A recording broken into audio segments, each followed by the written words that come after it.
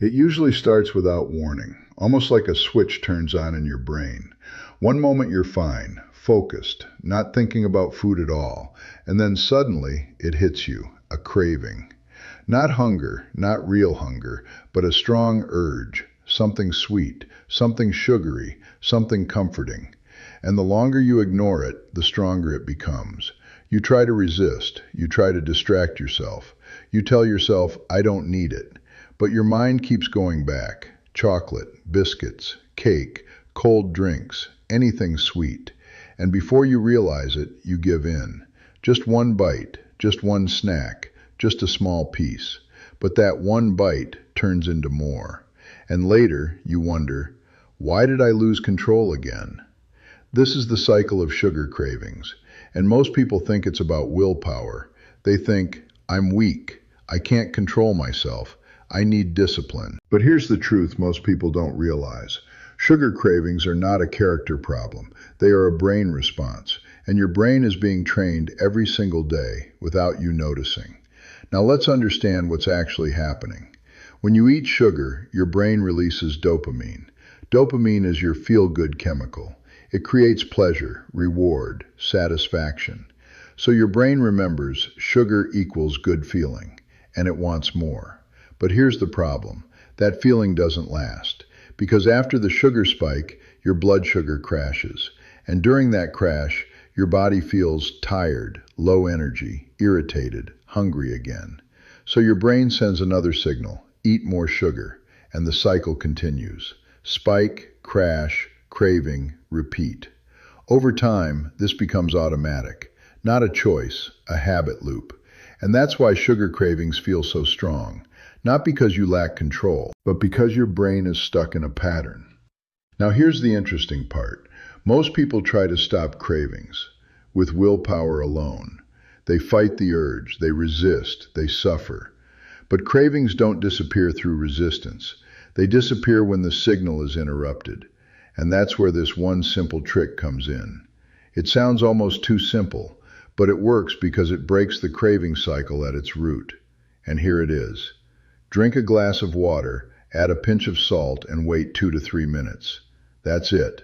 Now before you dismiss it, let's understand why this works. Because sugar cravings are often not real hunger. They are signals.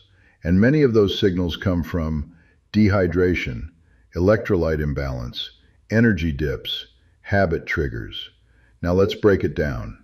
Step 1, hydration reset. When you feel a craving, your body is often slightly dehydrated.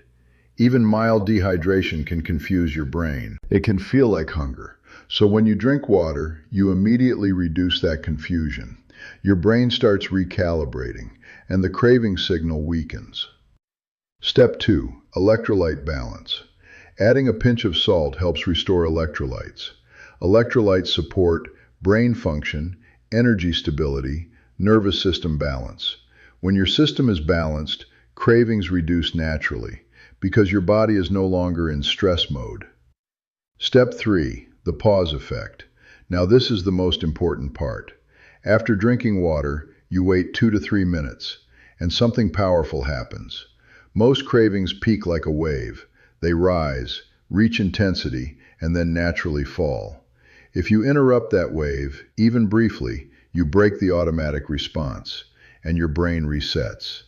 This is called urge surfing in psychology. You don't fight the craving, you let it pass.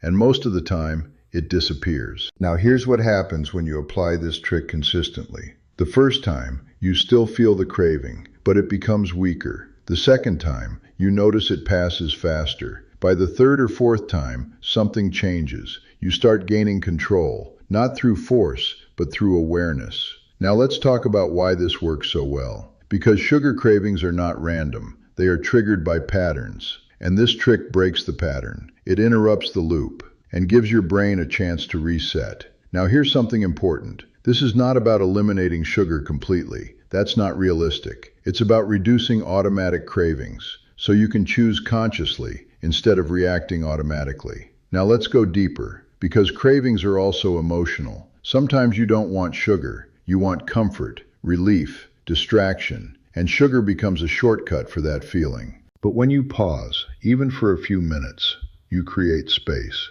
And in that space, you regain control. Now let's talk about what changes over time.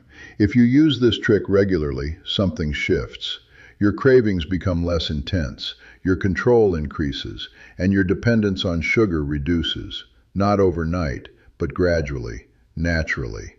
Now let's be real. This won't eliminate cravings forever, but it will weaken their power. And that alone changes everything.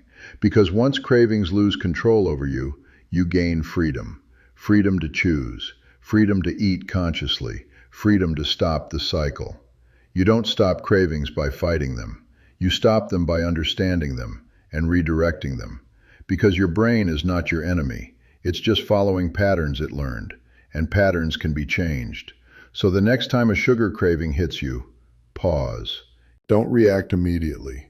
Drink water, add a pinch of salt, wait a few minutes, and observe. Because sometimes the craving you think is uncontrollable is actually just temporary, and your power is in the pause. So ask yourself, do I really need sugar right now, or is this just a signal my body is sending? Because once you start asking that question, you stop being controlled by cravings and start controlling them. And that changes everything.